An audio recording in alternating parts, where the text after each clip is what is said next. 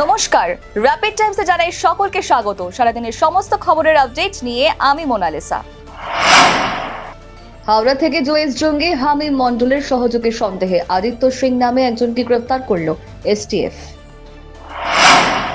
তোলাবাজি করলে নেওয়া হবে কঠোর ব্যবস্থা, দল থেকে বের করে দেওয়ার হুঁশিয়ারি দিলেন মন্ত্রী অগ্নিমিত্রা পাল।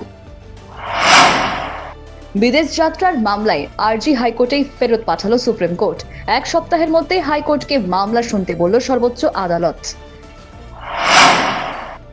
জমি দুর্নীতি মামলায় আগাম রক্ষা কবচে কলকাতা হাইকোর্টের দ্বারস্থ হয়েছিলেন অভিষেক বন্দ্যোপাধ্যায়ের আত্মসহায়ক সুমিত রায়। সেই আবেদন খারিজ করলেন বিচারপতি তীর্থঙ্কর ঘোষ।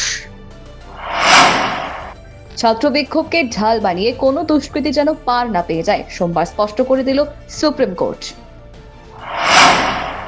ধর্ষণ ও খুনের ঘটনায় আরজিকর মেডিকেল কলেজ ও হাসপাতালে গেল সিবিআইয়ের বিশেষ তদন্তকারী দল।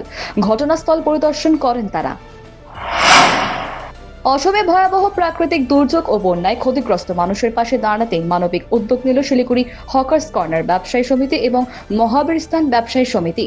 সমিতির উদ্যোগে বাজার চত্বরে ত্রাণ সংগ্রহ অভিযান করা হয়।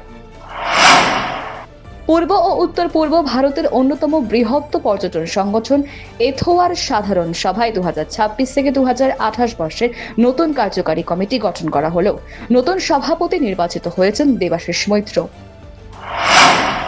শ্রাবণ মাস উপলক্ষে ময়নাগুড়ির জলপেশ মন্দিরে যাওয়া পুণ্যার্থীদের সেবায় এগিয়ে এলো ভুটকির হাট সদস্যবৃন্দ।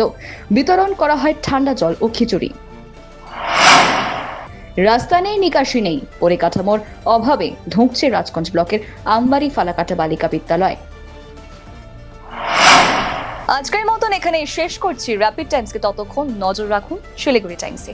আমাদের শিলিগুড়ি টাইমস আপনারা পেয়ে যাবেন বিভিন্ন সোশ্যাল মিডিয়া প্ল্যাটফর্মসে, যেমন Facebook, YouTube, Threads, X handle আর ইনস্টাগ্রাম পেজে।